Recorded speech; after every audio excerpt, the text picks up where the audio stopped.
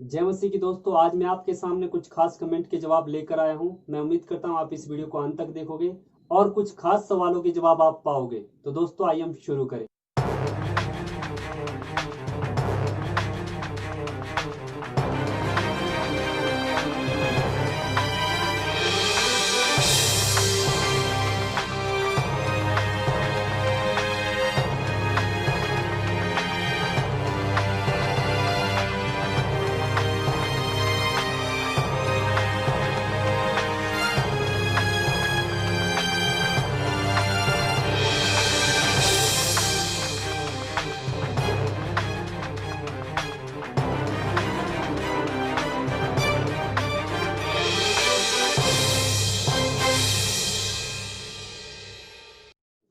दोस्तों जो सबसे पहला कमेंट है यहाँ पर ये है डुगलस लॉयल।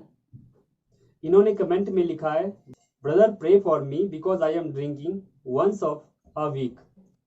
यहाँ पर इन्होंने कमेंट किया है कि मैं हफ्ते में एक बार शराब पीता हूँ, मेरे लिए प्रार्थना करें। अब मैं आपको बताना चाहता हूँ कुछ चीजें ऐसी है जिसके लिए आपको एक्शन में आना होता है। उदाहरण के लिए आप ये प्रार्थना और हम ये प्रार्थना करते रहते हैं कि प्रभु तू मुझे बचा, मैं झूठ बोल रहा हूँ, प्रभु तू मुझे बचा, मैं बहुत सारे गलत काम मैं कर रहा हूँ, लेकिन हम उसको कामों में नहीं ला पा रहे हैं, तो इसका मतलब हम परमेश्वर की आज्ञा का उल्लंघन कर रहे हैं। तो मैं आपको बताना चाहता हूं हम आपके लिए प्रार्थना करेंगे, लेकिन उससे ज्यादा बड़ी बात यह है कि क्या आप परमेश्वर से प्रेम करते हो। अगर आप परमेश्वर से प्रेम करते हो, आप इन सब चीजों से बढ़कर पवित्र आत्मा से बढ़ते जाओगे। इसीलिए बहुत सारी चीजें जब हम प्रार्थना के विषय में कहते हैं तो क्यों ना हम अपने कदम को भी उठाएं। हम जक्कई के जीवन के बारे में जानते हैं, जैसे ही मसीह से मुलाकात हुई तो तुरंत से सब चीजों को वो छोड़ता है और जो उसने जो गलत तरीके से कमाया था वो गरीबों में बांट देता है। क्योंकि जब आप मसीह को ग्रहण करते हो तो आप उसी समय से एक्शन में आ जाते हो, उसी समय से उसको करना शुरू करते हो। केवल प्रार्थना तक ही आप सीमित नहीं रहते, प्रार्थना करते रहना, लेकिन उन कामों को बनाए रखने का मतलब है कि हम प्रार्थना का भी आदर नहीं कर रहे, हम स्वयं भी परमेश्वर की इच्छा को अपनी जिंदगी से जाहिर करें और उन चीजों को छोड़ दें। दूसरा कमेंट है कहां का दीवाना।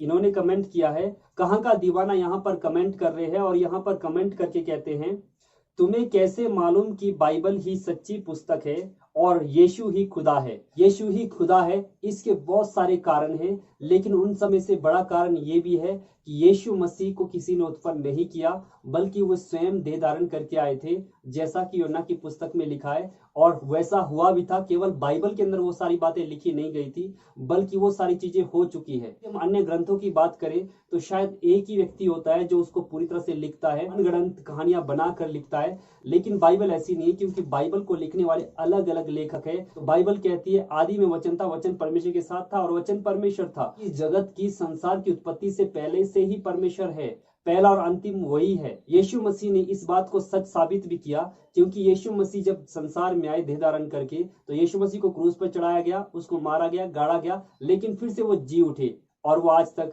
जीवित है। और आज तक कोई ऐसा नहीं जो जीवित हो, और यीशु मसीह शुरुआत से ये अनंत काल तक है, यानी कि मृत्यु उस पर हावी नहीं हो सकती। वो हमेशा का राजा है और शुरुआत से ही वो है, क्योंकि यीशु मसीह ने स्वयं अपने आप को कहा कि मैं हूं।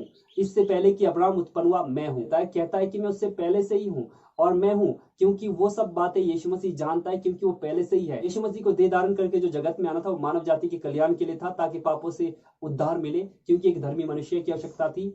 लेकिन यीशु मसीह महान और अद्भुत परमेश्वर है, जैसे कि अन्य जगहों में यीशु मसीह ने कहा। इस विषय में मैं वीडियो बना चुका हूं। बाइबल इसीलिए सच्ची क्योंकि बाइबल को लिखने वाले अलग अलग कारोबार को करने वाले प्रभु के लोग थे, जो अलग अलग समयों पर लिखा गया था, और इन सब की बातों को मिलाकर हम यीशु मसीह को ही केंद्रित करते हैं। वहां पर देखते हैं कि इन्होंने जो जो बातें कही है वो एक दूसरे से मेल खाती है, यानी कि ये मनुष्य का काम नहीं, परमेश्वर का। इसीलिए बाइबल सच्ची है, क्योंकि बाइबल को अलग अलग जगहों पर अलग अलग समयों पर अलग अलग लोगों के लिखने के द्वारा भी समानता है, उसमें कोई अंतर नहीं।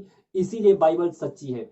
और बाइबल को लिखा गया है तो मनुष्य की इच्छा से नहीं कि कहानी बनाए, मनगढ़ंत कहानी बनाए, बल्कि जो हिस्ट्री में, जो पास्ट में हो चुका है, उन सब बातों का वर्णन वहां पर आप देखते हो। मनुष्य जाति के पाप के विषय में जानने के लिए हमें पास्ट में जाना होगा, कैसे मानव जाति पाप में गिरा और किस प्रकार से परमेश्वर ने उपाय करके हमें उससे बचा लिया। यीशु मसीह कहता है कि अब्राहम के पैदा होने से पहले ही मैं हूं।